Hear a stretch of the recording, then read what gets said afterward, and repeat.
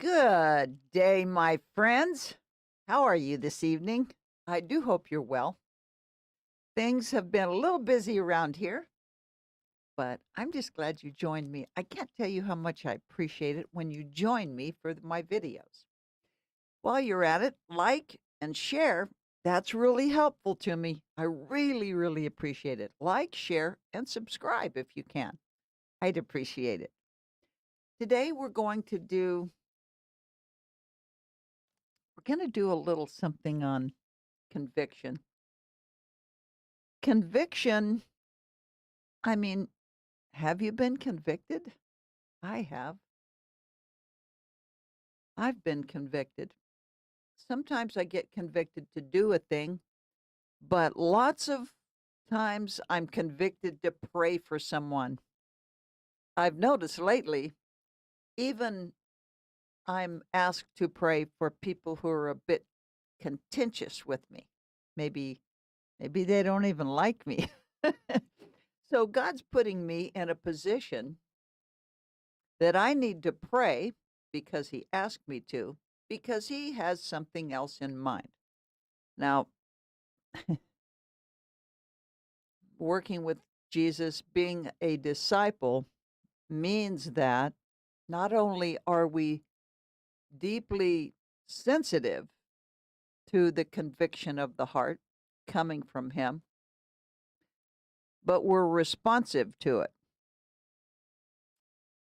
He kind of works on us because he wants us to understand it's not our agenda. When you're a disciple of Christ, all things have to be birthed from his perspective.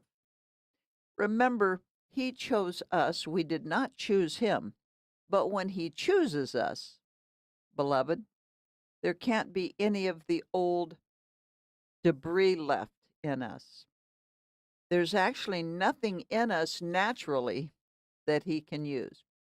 But I'm really good at so and so. Yeah, he doesn't care about that. Everything that happens through his purpose is supernatural, beloved. He is a supernatural God. Yes, it's hard to believe, but it's so true. He's supernatural. So once he's poured the vessel out, that being you, the disciple, he pours it completely out before he refills it with himself, beloved. He actually breaks the vessel and remakes it.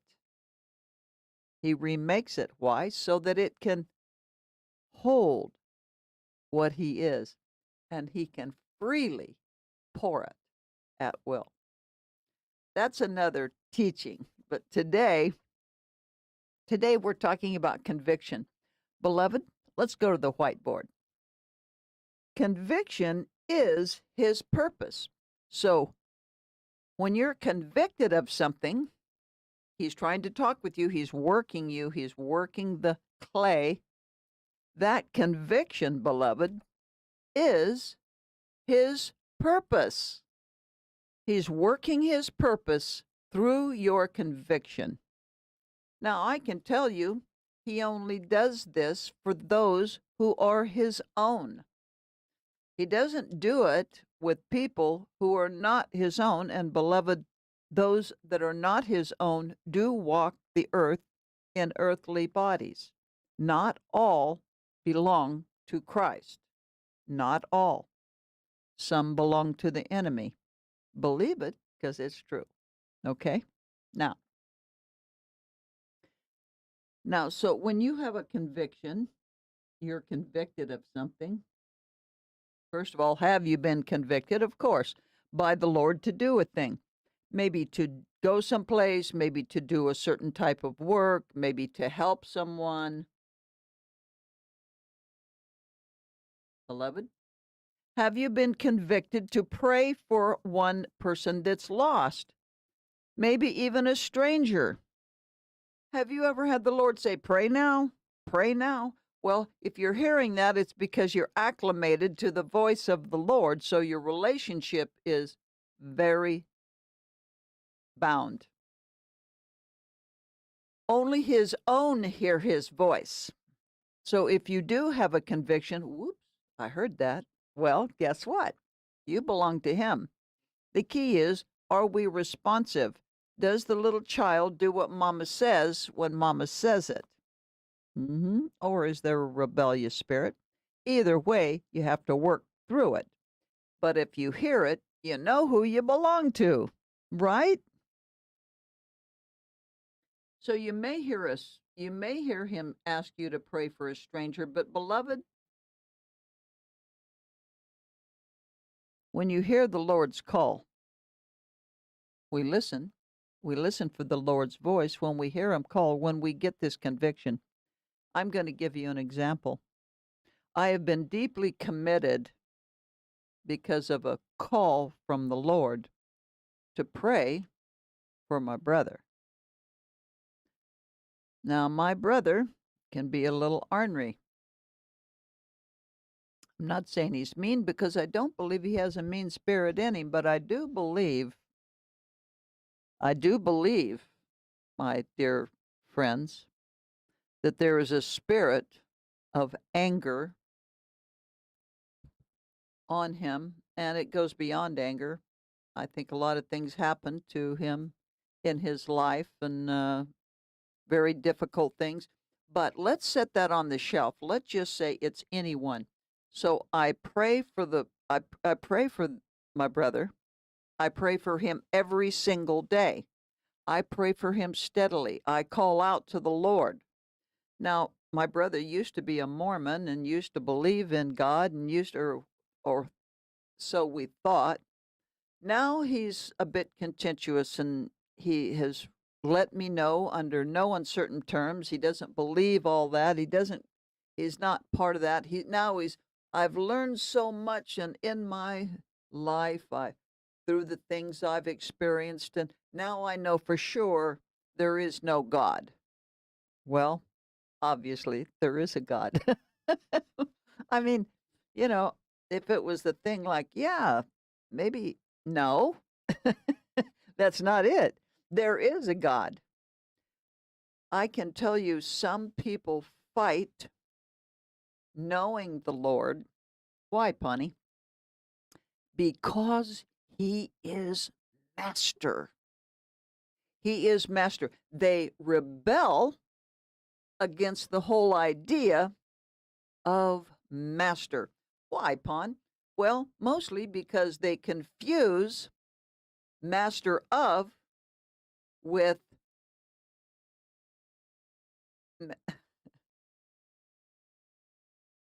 master of someone. So master of or master over.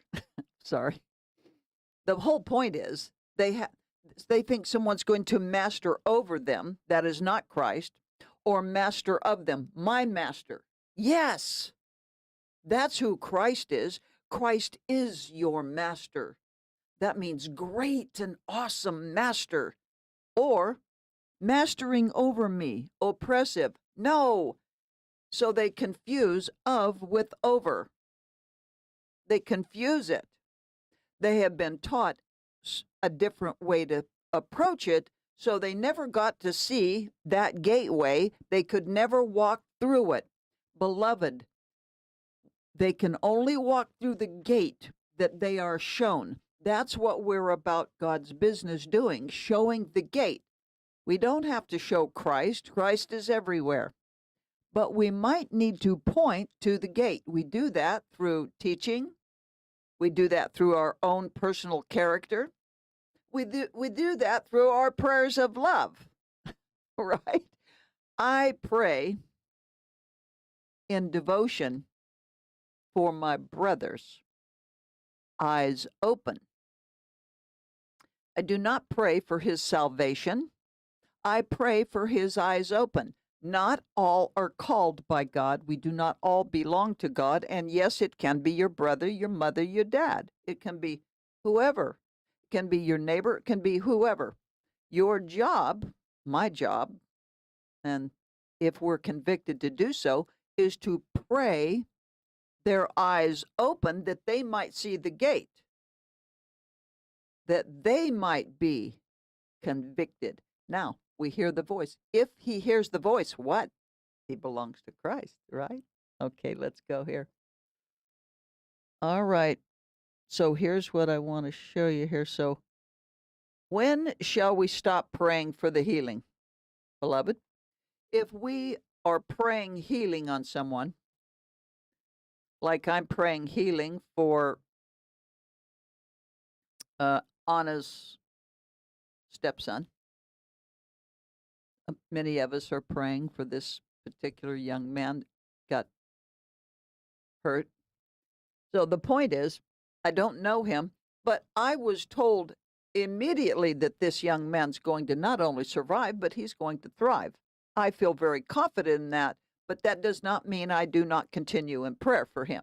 Okay? Healing. If we have a problem, we are to continue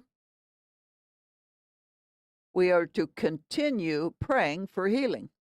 Okay, when shall we stop praying for the stiff-necked unbeliever? Beloved, this would be my brother. My brother is a stiff-necked unbeliever. He believes very strongly in his self. He's very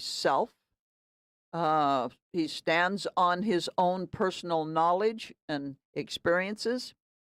If he does listen to someone, it is kind of,